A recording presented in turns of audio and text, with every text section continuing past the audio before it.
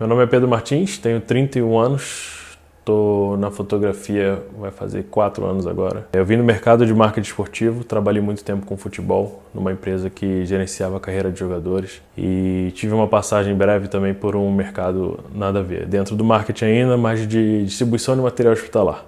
Dentro dessa carreira de marketing esportivo, na empresa de jogadores de futebol, a gente tinha uma necessidade muito grande de fotografia. Era uma dificuldade encontrar foto de alguns jogadores que não eram os principais, que não eram o atacante. Nisso eu vi uma oportunidade. Só que o que aconteceu? Essa empresa que eu trabalhava, ela é dos donos de um clube de futebol. Diante das necessidades que a gente tinha na própria empresa, eu falei, cara, essas fotos não existem, a gente vai ter que produzir. Compramos uma câmera, na época uma T2i da Canon com uma lente 50-300, se não me engano, não entendia porra nenhuma de equipamento. Fui para campo. Chegando lá, cara, eu me deparei com uma situação que eu vi como uma oportunidade. Por quê? Eram pessoas que já estavam há muito tempo no mercado e que tinham uma ideia assim muito restrita do que era aquilo, né? Todos só faziam fotos dos mesmos jogadores, dos principais jogadores. Estavam preocupados única e exclusivamente com a publicação do dia seguinte. Talvez eles nem soubessem dessa necessidade do mercado que eu tinha, que eu era cliente. Então, isso me despertou. Falei, cara, tem negócio aí. Eu sempre tive uma veia empreendedora muito forte. Resolvi mergulhar de cabeça. Comecei a estudar, comecei a saber o que era o equipamento de futebol, quem eram os fotógrafos de futebol, quem eram as referências lá de fora. Comecei a pesquisar e resolvi investir. Cheguei e dei uma guinada daqui para cá, assim, numa velocidade monstra. Decidi, botei aquilo na minha cabeça e vi, cara, é uma oportunidade, tem um mercado ali que está carente de uma nova visão e mergulhei.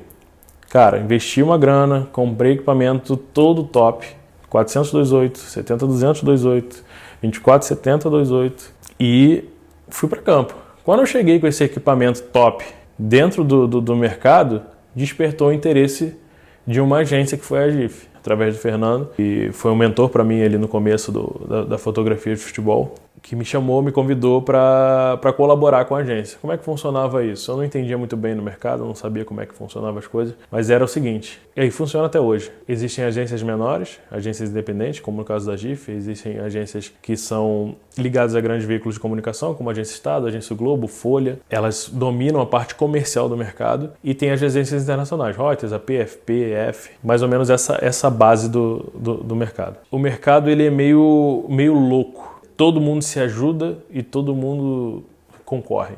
Isso é meio insano e até você estar inserido no mercado e entender bem a coisa, cara, demora. Eu demorei 1 ano para entender porque algumas coisas não faziam o menor sentido. Você cede fotos para outras pessoas, para elas venderem a sua foto e você concorre com elas. Tipo, não fazia muito sentido, mas depois eu entendi a lógica do mercado. Por exemplo, a GIF é uma agência independente onde ela tem colaboradores pelo Brasil inteiro. Esses fotógrafos, eles precisam o quê? De visibilidade, ou seja, é como se ele deixasse a foto dele consignada na agência, o que vende é uma porcentagem para a agência e uma porcentagem para o fotógrafo. Funciona dessa forma. O fotógrafo vai lá, a agência credencia ele para os jogos, porque precisa de um credenciamento, você precisa estar ligado a alguém para estar dentro de campo. E aí depois disso, ele bota suas fotos numa vitrine. Normalmente, essas agências menores, elas têm parcerias com agências maiores e até agências internacionais. Ou seja, você manda sua foto para uma agência independente, né, que a gente chama dentro do mercado. Essas suas fotos, automaticamente, elas vão para as agências grandes ligadas aos grupos de comunicação e às vezes também para agências internacionais. Ou seja, todo mundo vende sua foto e depois vai repartindo esse dinheiro até chegar em você.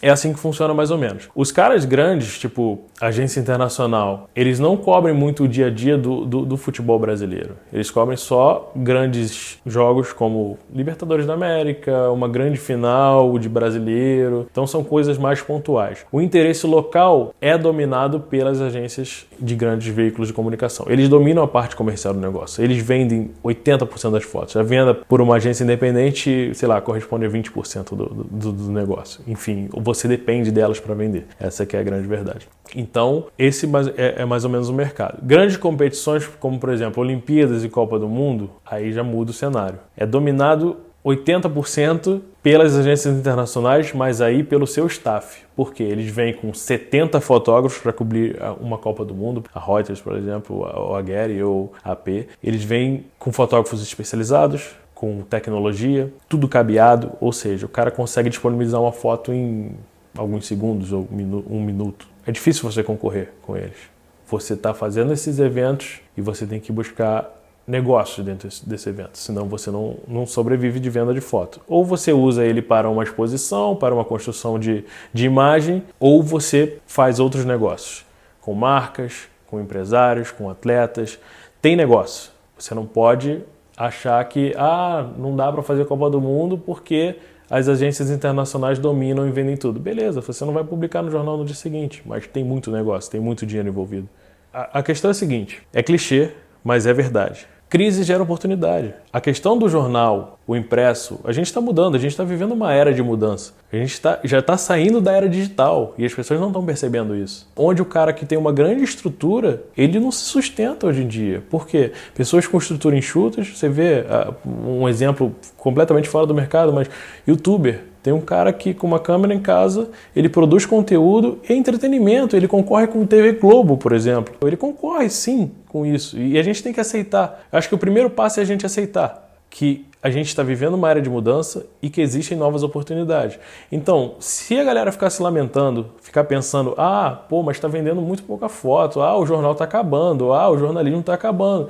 Cara, calma aí, não é assim. Tem muita coisa, tem muita marca investindo no esporte. Os atletas são carentes de imagens, porque o Neymar, se ele botar no Google, ele vê 30 milhões de fotos dele. Agora o Marquinhos, zagueiro da seleção, se ele procurar, ele não vai achar. Eu acho que referência é importante em tudo, em qualquer coisa, em qualquer processo criativo. Seja para a construção de uma nova empresa, seja na fotografia. Eu vou falar um pouco sobre as minhas referências. As minhas referências, e eu sou feliz por isso, e eu acho que isso funciona muito bem, que elas estão o tempo inteiro mudando. O tempo inteiro elas se transformam. Por quê? Eu criei um processo criativo que é o seguinte. Eu não acredito que um nome vai ser soberano ou que um nome tem que ser minha referência. Até porque quando você toma uma pessoa, nome X, eu sou fascinado pelo fotógrafo X. Idolatria, eu acho que ela te distancia do sucesso, de ser grande, de ser gigante. Então, você chega, você fala, eu preciso estudar foto de futebol. Como é que eu vou fazer? Cara, quem são os melhores do mundo? Quem estão cobrindo os maiores eventos do mundo?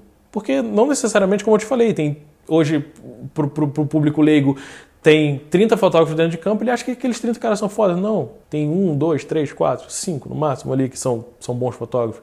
Então é você saber filtrar. Eu acho que referência é saber filtrar. Você consumir muita coisa, você saber procurar e saber filtrar. Por exemplo, eu quero estudar foto de futebol. Cara, eu vou nas agências internacionais e vou procurar os caras que são os fodas, os referências. Tem um alemão que é sensacional na Reuters, que chama Kai Paffenbach, que esse cara é muito bom. Mas tem outros nomes. Tem um chileno que é muito bom também e tem outras pessoas e aquela história. Cara, hoje, por exemplo, vou dar uma dica aqui de referência. No site da Reuters hoje, você entra lá, pictures.reuters.com e você procura, por exemplo, futebol. Do lado esquerdo você tem um filtro que ele bota lá, Top Pictures e Iconic Pictures. Ou seja, tem um editor de uma agência internacional que já fez o trabalho de referência por você. Então vai lá, só clicar ali, filtrar e você vai ver uma porrada de foto foda. E aí você começa a identificar o que é legal, o que não é legal, por que é legal você fazer uma desconstrução daquela foto e falar assim, isso funciona, isso não funciona. E aí você vai buscando. Por quê? Quando você chegar numa situação dentro de jogo ou dentro de um evento, você já vai ter visto aquilo em algum lugar e vai saber, vai ter no mínimo umas 5 soluções para resolver aquela foto. Então, você vai juntar. A referência nada mais é do que experiência acumulada da sua viagem, do que você leu, do que você viu. Então, o cara que quer ser fotógrafo de futebol, cara, ele tá numa pelada com os amigos, ele imagina a foto ali. Ele tá num evento esportivo como torcedor, ele tá vendo foto ali. Isso é legal. Olha essa luz, entendeu? Muita gente costuma reclamar de jogo à tarde, jogo 1h da tarde, que é uma luz bizarra. Mas, cara, você pode fazer. Você pode transformar essa luz bizarra em uma foto foda, entendeu? É tudo você saber fazer. Não necessariamente você vai ter que expor o rosto do cara bem e estourar todo o fundo porque o rosto do cara é mais importante. Não, cara, faz um contraluz, faz uma luz bacana ali, um detalhe, uma coisa que de repente vai te diferenciar do mercado. Então, falando ainda sobre referência, eu acho que é legal citar 2 nomes aqui do Brasil, que é o Daniel Kfouri, que é um puta fotógrafo, tive a oportunidade de cobrir a Olimpíada agora com ele, um cara tranquilo, você vê que ele é focado dentro de campo, o cara chega, senta, faz o trabalho dele e é isso. Outro é o Ricardo Nogueira, que é um puta fotógrafo. E mesma história, você vê o comportamento dos caras, você vê que é diferente, não é o cara que chega lá, fica na resenha no campo, blá blá blá blá blá, depois chega e e reclama que estão limitando o posicionamento, reclama que não pode entrar de bermuda, reclama que tá chovendo, reclama que não sei o quê, e você vê a diferença do cara que faz um bom trabalho e que é bem sucedido na profissão, do cara que tá ali passeando. Então, essas são as referências. O futebol hoje ele é muito dinâmico, mas ao mesmo tempo você tem que ir para fazer a sua foto. Se você for fazer tudo, você não faz nada. Você vive situações em campo de ter que trocar de lado, você vive situações em campo de ter que fazer uma foto do time posado e voltar para o seu lugar. Então, se você carregar um monte de tralha, a facilidade de você perder, de você se enrolar, ter dificuldades é muito grande. Ou seja, eu carrego uma ou duas câmeras, dependendo da situação. Se for um jogo muito importante, uma coisa de Copa do Mundo, Olimpíada, você acaba levando mais equipamento, colocando uma câmera remota atrás do gol. Mas pro dia a dia, eu uso uma câmera e a 400 basicamente o jogo inteiro. Em uma situação ou outra eu troco pela 70-200 e basicamente é isso. Mas eu tenho na bolsa sempre uma grande angular, porque você precisa fazer uma foto de estádio, uma foto mais aberta, ou de repente você vai fazer uma foto do cara cobrando o escanteio. Você pode ter essa opção, mas 80%, 90% do jogo e tem jogo que a gente faz único e exclusivamente com a tele, você chega lá e é 400 e é isso. A questão de equipamento, carregar muito equipamento é sacrificante. Não tem muito porquê você se colocar nessa situação de poder perder um equipamento, de se enrolar numa hora de uma foto. Então, tipo assim, tentar pensar o jogo antes dele acontecer. Tentar antever o que você vai precisar. E isso é muito importante. Pô, você vai para um jogo que você precisa fazer uma foto, dependendo da demanda do seu cliente, você precisa fazer uma foto mais aberta, você, de repente, vale a pena levar 2 corpos, porque aí você tem a mobilidade, você não precisa ficar trocando de lente toda hora. Então, depende muito da necessidade. Mas, basicamente, o kit é uma ou duas câmeras, uma câmera rápida, né? Porque no futebol a gente precisa de um equipamento mais rápido, uma D4, hoje que eu uso. É uma 24-70, uma 70-200 e uma 400, só. Isso aí já é mais do que suficiente para você fazer tudo dentro do esporte.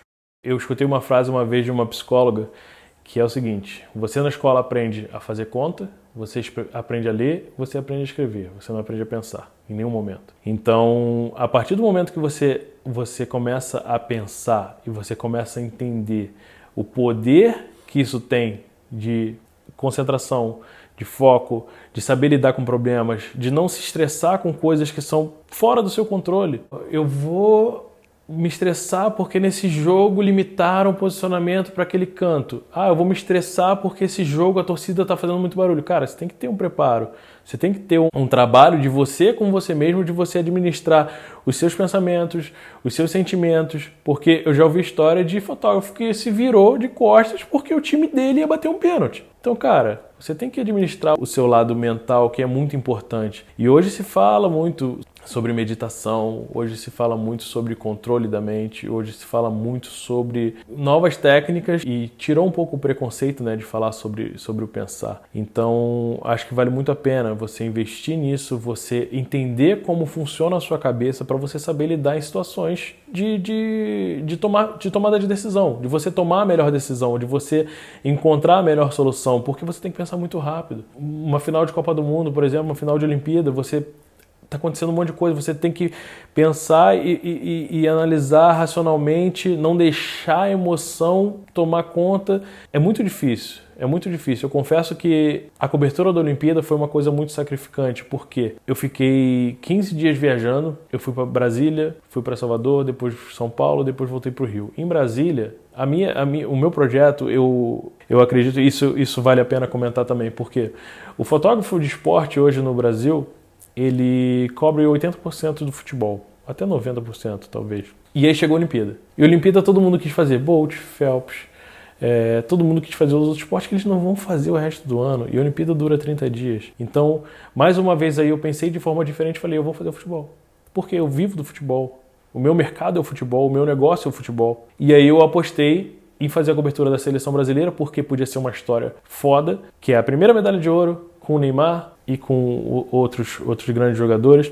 Então, podia ser uma história foda. E aí, onde é que entra a questão da cabeça? Onde é que entra a questão do emocional? Eu viajei para Brasília com a certeza de que Pô, o grupo do Brasil era África do Sul, Iraque e Dinamarca. Falei, pô, vamos passar o carro, tudo bem. Os 2 primeiros jogos, 2 empates. E aí você pensa assim, caraca, como é que vai ser isso? É engraçado porque as pessoas começaram a sacanear. Eu dei até uma desabafada depois nas redes sociais. Eu falei, cara, muita gente não acreditou, muita gente não ficou debochando da minha escolha no começo e agora vieram dar parabéns. Por quê? É uma aposta, realmente. Você fazer uma seleção brasileira, você não tem o controle do jogo, você não tem controle. Eu apostei numa história e ela, graças a Deus, deu certo. A questão de Brasília foi foda, porque 0-0.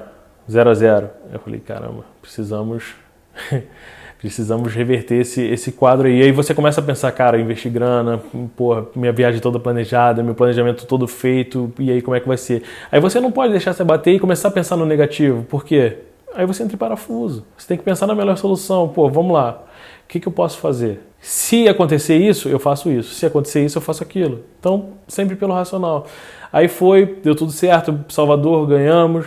Fomos para São Paulo, ganhamos. Chegamos na final. Bum! Cara, mas quando você para analisar, foi uma cobertura intensa, foi uma cobertura cansativa, porque o jogo começava às 8 horas da noite, você chegava às 2 da tarde no estádio, porque tem questão de posicionamento e por ordem de chegada, é uma coisa complicada. Foi uma cobertura desgastante, fotógrafos entre si, infelizmente, tentando ser mais esperto que o outro nessa questão de posicionamento e brigando por posição e por estar esbarrando, não sei o quê. Um clima tenso, o time não estava indo bem e aquela tua aposta ali, no final deu tudo certo. E aí foi a primeira vez que eu me emocionei durante o jogo, quando o Neymar vai bater o pênalti. Ele bateu, eu consegui fazer a foto, mas eu fazendo a foto eu chorei junto com ele. E foi uma experiência foda, assim, foi marcante, mas aquela história, mesmo que você se emocione, você controla o seu emocional e continua trabalhando, porque não pode largar. A melhor foto com certeza é a próxima. Então, a melhor foto vai ser na Rússia em 2018, vai ser no Japão em 2020, e é pensamento de longo prazo, cara. Eu acho que a foto ela é importante, mas eu acho que a construção de uma coisa maior é muito mais importante. Por quê? Tenho grandes fotos das Olimpíadas, tenho muitas fotos legais. E é até engraçado isso, porque nos 2 primeiros jogos, os gols, os caras correram todos pro outro lado. E isso também vai mexendo com o seu psicológico. Caramba, será que eu escolhi o lado certo? E aí no jogo seguinte você pensa, porra, eu quero sentar ali. Ah não, mas pô, deu tudo errado, será que eu vou pro outro lado? Então é uma decisão o tempo inteiro. Mas, cara, fiz grandes fotos nas Olimpíadas. Tem 2 fotos que eu vou destacar, não por ser a melhor foto ou por qualquer outra coisa técnica ou estética. É uma grande foto, as fotos são boas, mas por motivos de especialização e por motivos de conhecimento e de saber o que vai acontecer e você se antecipar. Neymar, em 2 situações. Neymar, todo mundo sabe, tem um relacionamento muito forte com os amigos dele. Então, quando eu cheguei no campo, eu procurei saber onde estavam os amigos do Neymar. Por quê? Ele vai correr para lá. Ele vai comemorar com os caras, como foi na final da Champions League, como foi em outros campeonatos. Então, procurei saber onde os caras estavam, e aí todo mundo fazendo pódio. Fiz o pódio, fiz lá, mordendo a medalha, e aí ele corre para o outro lado, vai dar a volta, e todo mundo vai atrás dele. Quando ele sai, eu venho para o outro lado, o lado contrário de todos os fotógrafos, fico na direção mais ou menos de onde ele vai correr, que os amigos dele estão atrás de mim, deito no chão do Maracanã e fico esperando. De 70 a 200. Neymar vai do outro lado, comemora um pouco com a torcida e depois ele vem. Quando ele vem, tá todo mundo vendido. Por quê? Estão todos do outro lado, fazendo uma foto ali que talvez todo mundo estivesse fazendo, e eu tô deitado esperando. Ele vem correndo na minha direção, quase passa por cima de mim, porque eu sei que ele vai comemorar com os caras aqui atrás. Então ele vem e eu faço uma foto legal, que é de baixo, ele correndo com a medalha na mão, e o fundo preto, as luzes do Maracanã, uma foto bacana. E aí eu levanto e saio para fazer a foto dele com os amigos, que ele sempre faz uma selfie com os amigos. E aí eu tenho essa foto melhor posicionada que todo mundo, eu tô bem em frente ao Neymar porque eu já estava ali antes, eu já sabia que essa foto ia acontecer. Então eu acho que das Olimpíadas são fotos marcantes porque é o cara, não tem jeito. Ele é a imagem da seleção brasileira hoje e foram fotos que publicaram pra caramba, foram fotos que repercutiram muito bem. E essa foto da selfie, que é uma foto que não é a minha preferência. Não, eu gosto de uma foto mais limpa, eu gosto de uma foto mais... Mas é uma foto importante, é uma foto que conta uma história. Então, eu acho que esses são os 2 destaques que eu posso tirar aí das Olimpíadas.